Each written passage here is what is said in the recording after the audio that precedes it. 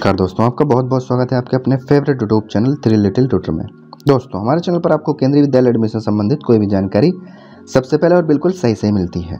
तो दोस्तों, जैसे कि आप लोग को पता है, सेशन 2021-22 सत्र 2021-22 के लिए कक्षा 1 में एडमिशन के लिए जो ऑनलाइन एप्लीकेशन फॉर्म है वो 1 अप्रैल 2021 10 बजे सुबह से स्टार्ट हो गए थे उसकी ऑफिशियल वेबसाइट पर। और दोस्तों, जो कक्षा 2 से लेकर कक्षा 12 तक के ऑफलाइन फॉर्म है वो 8 अप्रैल से स्टार्ट हो चुके हैं। तो दोस्तों, ऑफलाइन फॉर्म भरने की जो लास्ट डेट है वो 15 अप्रैल 2021 है, जो कि बहुत ही करीब है। अगर अभी तक आपने फॉर्म नहीं भरा तो आप जल्द से जल्द फॉर्म को भर दीजिए। फॉर्म भरने का प्रोसेस यही है कि आप ऑफिशियल वेबसाइट पर जाएंगे, वहाँ से आपको फॉर्म डाउनलोड करना है, फॉर्म को कम्प्लीटली फिल करना है, उसमें सही सारी जानकारी भरनी है अपने डॉक्यूमेंट्स के बेसिस पर। फिर डॉक्यूमेंट्स की फ़ोटो कॉपीज़ को सेल्फ अटेस्ट करके आपको फॉर्म के साथ अटैच करना है।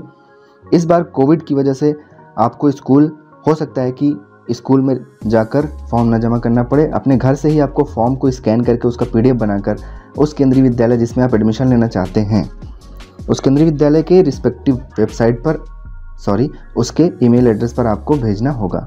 तो दोस्तों, ये प्रक्रिया होगी। हो सकता है इस बार ये प्रक्रिया अपनाई जाए, क्योंकि कोविड के जो केसेस हैं वो लगातार थ्रू आउट कंट्री बढ़ते जा रहे हैं। तो दोस्तों, सेफ्टी और सिक्योरिटी को मद्देनज़र रखते हुए केंद्रीय विद्यालय संगठन ने यह फैसला लिया है। इसको कंफर्म करने के लिए आप उस केंद्रीय विद्यालय की वेबसाइट को विजिट कर सकते हैं जहां पर आप अपने बच्चे का फॉर्म भरना चाहते हैं। वहां पर ऑफिशियल नोटिस आई होगी कि कैसे आपको फॉर्म भरना है, ईमेल के थ्रू भेजना है या फिर आपको स्कूल में जाकर जमा करना होगा। वहां से आपको बिल्कुल कंफर्म हो जाएगा। ये हर केंद्रीय विद्यालय का अलग अलग होता है दोस्तों। जिस भी केंद्रीय विद्यालय में आप अप्लाई करना चाहते हैं वहीं पर आपको क्लास 2 से लेकर क्लास 12 तक का क्या रूल वगैरह है, कैसे फॉर्म वगैरह जमा करना है, वो सारा कुछ आप उसकी ऑफिशियल वेबसाइट पर जाकर पता कर सकते हैं। आप ऑफिशियल वेबसाइट कैसे पता करेंगे इसकी वीडियो पहले ही बना चुका हूँ। सजेस्टेड लास्ट में जब आप ये वीडियो ख़त्म होगा तो सजेस्टेड वीडियो के तौर पर वो वीडियो आपको मिल जाएगा। वहाँ पर जाकर आप देख सकते हैं कि कैसे आप किसी भी केंद्रीय विद्यालय की वेबसाइट को ढूंढ सकते हैं और उसकी वेबसाइट को आप अप्रोच कर सकते हैं। तो दोस्तों, अब जो है फॉर्म आपने भर दिया, हमारे बहुत सारे वैल्यूएबल यूजर्स एंड सब्सक्राइबर्स ने फॉर्म भर दिया होगा और उसके बाद अब उनको इंतज़ार है उनके बच्चे का एडमिशन का। तो दोस्तों, चलिए मैं आपको एक बार शेड्यूल दिखा देता हूँ कि फॉर्म भरने के बाद का क्या शेड्यूल होता है। तो दोस्तों, फॉर्म भरने के बाद का जो शेड्यूल होता है वो मैं आपको ऑफिशियल शेड्यूल के माध्यम से दिखा देता हूँ। तो दोस्तों, यहाँ पर आप देख सकते हैं कि कक्षा 1 में पंजीकरण ऑनलाइन माध्यम से ये आपका 1 अप्रैल 2021 से शुरू हो चुका है 10 बजे सुबह से। उसके बाद कक्षा 1 में जो ऑनलाइन रजिस्ट्रेशन की लास्ट डेट है वो 19 अप्रैल 2021 मंडे टिल 7 PM, मतलब आपको 19 दिन का टाइम दिया जा रहा है ऑनलाइन एप्लीकेशन फॉर्म भरने के लिए। तो दोस्तों, मैं आशा करता हूँ कि अब बहुत सारे हमारे दोस्तों ने, हमारे मित्रों ने ऑनलाइन एप्लीकेशन फॉर्म भर दिया होगा। दोस्तों, अभी तक जिन्होंने नहीं भरा उनसे मेरी रिक्वेस्ट है कि वो जल्द से जल्द भर दें। लास्ट डेट का इंतज़ार ना करें, क्योंकि लास्ट डेट पे दोस्तों देखिए ये प्रक्रिया ऑनलाइन है। ऑनलाइन में वेबसाइट कभी कभी लास्ट डेट पे बहुत स्लो हो जाती है, बहुत ज़्यादा ट्रैफिक हो जाता है, तो इस वजह से वेबसाइट चलती नहीं है। तो आपसे रिक्वेस्ट करूँगा कि लास्ट डेट के पहले ही फॉर्म को सबमिट कर दें। उसके बाद दोस्तों, फॉर्म आपने सबमिट कर दिया, जो प्रोविजनल सिलेक्शन लिस्ट या फिर वेटिंग लिस्ट होगी रजिस्टर्ड कैंडिडेट की, मतलब जिन्होंने फॉर्म भरा है उनकी जो प्रोविजनली सिलेक्शन लिस्ट या फिर वेटिंग लिस्ट वो जो डिस्प्ले होगी वो फर्स्ट लिस्ट होगी 23 मार्च 2021 फ्राइडे को। उसके बाद दोस्तों, जो सेकेंड लिस्ट डिस्प्ले होगी वो 30 मार्च 2021 फ्राइडे को, अगर सीट बची रह जाती है तो। फिर भी अगर सीट बची रह जाती है तो थर्ड लिस्ट रिलीज होगी, वो होगी 5 मई 2021 को। दोस्तों, इस तरीके से आप देख सकते हैं कि जो लिस्ट रिलीज़ होती है वो इस तरीके से रिलीज होती है। तो दोस्तों, जब भी लॉटरी की लिस्ट निकलती है उसके 1-2 दिन बाद से ही एडमिशन का जो प्रक्रिया है वो स्टार्ट हो जाता है। मतलब आपके बच्चे का अगर लॉटरी में नाम आ गया तब आप जो है स्कूल के प्रिंसिपल को अप्रोच कर सकते हैं। स्कूल के प्रिंसिपल का कॉन्टैक्ट नंबर कैसे निकलेगा इस पर मैं वीडियो पहले ही बना चुका हूँ। जैसे कि मैंने आपको पहले बताया कि सजेस्टेड के वीडियोस के तौर पे लास्ट में, इस वीडियो के लास्ट में आपको वो वीडियो मिल जाएगी, वहाँ से आप उसको देख सकते हैं कि कैसे किसी भी केंद्रीय विद्यालय की वेबसाइट, वहाँ के प्रिंसिपल का नाम, उनका फ़ोन नंबर कैसे आपको निकालना है, आप उस वीडियो में जाकर देख सकते हैं। उसके बाद दोस्तों, एक नज़र डालते हैं आप कक्षा 2 से लेके और जो कक्षाएं हैं क्लास 12 तक के लिए, उनमें अगर सीट वैकेंट रह जाती है तो उसका जो रजिस्ट्रेशन स्टार्ट होना था वो 8 अप्रैल 2021 से स्टार्ट हो चुका है और उसकी जो लास्ट डेट है वो 15 अप्रैल 2021 है। तो दोस्तों, आप जल्द से जल्द फॉर्म को भर दें। उसके बाद जो इसकी लिस्ट आएगी क्लास 2 से लेके ऑनवर्ड्स, मतलब कक्षा 2 से लेके और जो कक्षाएं हैं, कक्षा 3, कक्षा 4, कक्षा 5, कक्षा 6, ऐसे क्लास 12 तक, क्लास 11 को छोड़ के क्लास 11 का प्रोसेस थोड़ा अलग होता है। अभी मैं बताता हूँ कि क्लास 11 का प्रोसेस क्या होता है। तो दोस्तों ये जो लिस्ट आएगी वो 19 अप्रैल 2021 को शाम 4 बजे तक ये जो डिक्लेरेशन होगा लिस्ट का वो डिक्लेयर हो जाएगा।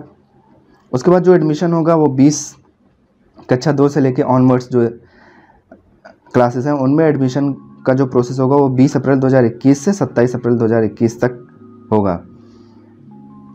उसके बाद दोस्तों last date of admission for all classes except class 11th। जैसे कि मैंने दोस्तों आपको बताया कि क्लास 11th का जो रूल है थोड़ा सा अलग है।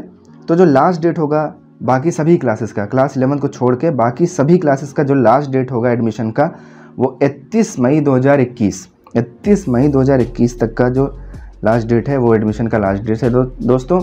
तो दोस्तों बहुत सारे हमारे दोस्त जो एमपी कोटा या एचआरएम कोटा के थ्रू एडमिशन कराना चाहते हैं, उनसे मेरी रिक्वेस्ट है कि वो अपने एमपी या फिर एचआरएम को अप्रोच करें, उनसे रिक्वेस्ट करें अपने एप्लीकेशन फॉर्म को रिकमेंड कराने के लिए।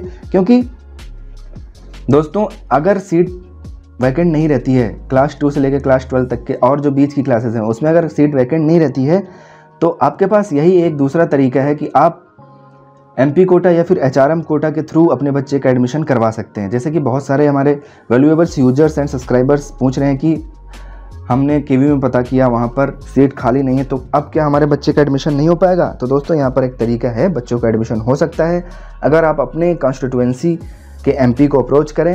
एमपी 10 एडमिशन रिकमेंड कर सकता है अपने कॉन्स्टिट्यूएंसी से जो कि क्लास के स्ट्रेंथ से ऊपर होता है। मतलब अगर केवी में 40 सीट हैं, 40 की 40 सीटें भरी हुई हैं, तब भी अगर एमपी 10 सीट रिकमेंड करता है तो उनको 10 सीट में एडमिशन देना पड़ेगा, मतलब क्लास की स्ट्रेंथ 50 करनी पड़ेगी। तो दोस्तों एमपी अगर रिकमेंड कर देते हैं तो एक तरह से मान के चलिए कि एडमिशन आपके बच्चे का हो ही जाता है। तो बहुत सही तरीका है, आप अप्रोच करें अपने एमपी को और उनसे रिक्वेस्ट करें एडमिशन के लिए। दोस्तों एमपी कोटा का कोई अलग से फॉर्म नहीं होता है, आपको एमपी के नाम से एप्लीकेशन लिखकर देना होता है, अपनी सारी डिटेल देनी होती है, अपने बच्चे की सारी डिटेल देनी होती है, कौन से केवी में एडमिशन लेना है और कौन सी क्लास में एडमिशन लेना है, ये सारी डिटेल आपको ब्लैंक पेपर पर टाइप करके या फिर हाथ से लिख के एमपी को देना होता है। एमपी के पास कूपन होता है, उस कूपन के जरिए एमपी आपके एप्लीकेशन को फॉरवर्ड करता है, जो आपका एप्लीकेशन फिर केवीएस संगठन में जाता है। फिर केवीएस संगठन के बाद आपका एप्लीकेशन उस पर्टिकुलर केंद्रीय विद्यालय में जाता है जहाँ के लिए आपने अप्लाई किया है, फिर वहाँ पर आपका एडमिशन जो है वो कंसिडर किया जाता है, बाकी सारी एलिजिबिलिटी अगर आप फुलफिल करते हैं तो। इसके बाद दोस्तों मैं आपको क्लास 11th का बता दूं, जो क्लास 11th के फॉर्म निकलते हैं वो सीबीएसई का जब क्लास 10th का रिजल्ट, क्लास 10th बोर्ड का रिजल्ट जब सीबीएसई का डिक्लेयर हो जाता है तो उसके 10 दिन के अंदर क्लास 11th के फॉर्म निकलते हैं।